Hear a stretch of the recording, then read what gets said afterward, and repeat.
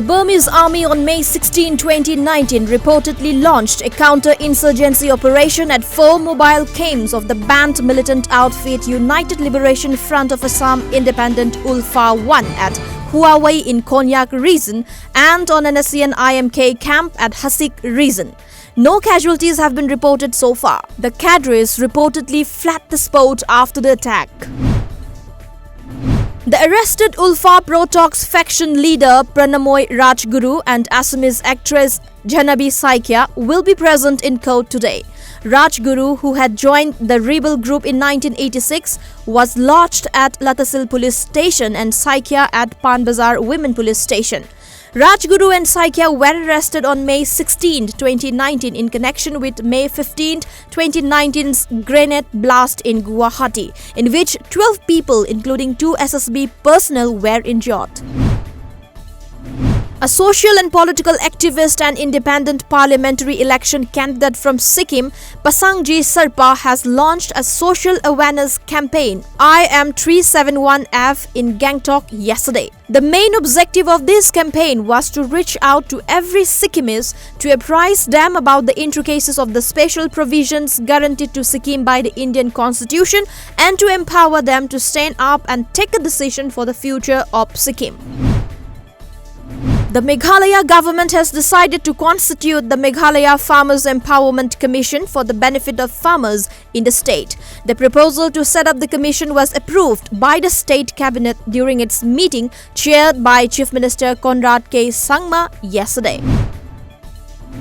Air India Chief Ashwani Lohani has instructed the airline's leadership team to come down heavily on instances of sexual harassment in the company which were being reported often. The order from the airline's chairman and managing director follows a complaint from a women pilot about a senior pilot and instructor about an incident on May 5th in Hyderabad.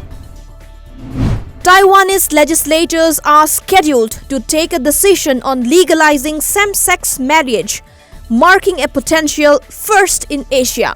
Lawmakers pressured over the past 2 years by LGBT groups as well as church organizations opposed to same-sex marriage will choose between bills that broadly legalize the unions and give couples many of the tax, insurance and child custody benefits available to male-female married couples.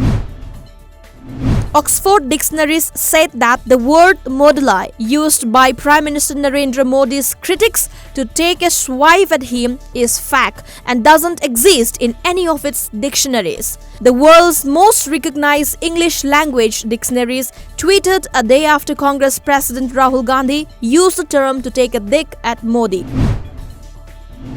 US President Donald Trump yesterday announced a proposal that will include significant changes to the way green cards are allocated by dramatically reducing the number of family-based green cards and moving towards a points-based, merit-based system that will reward, among other factors, education, skills, and English language proficiency.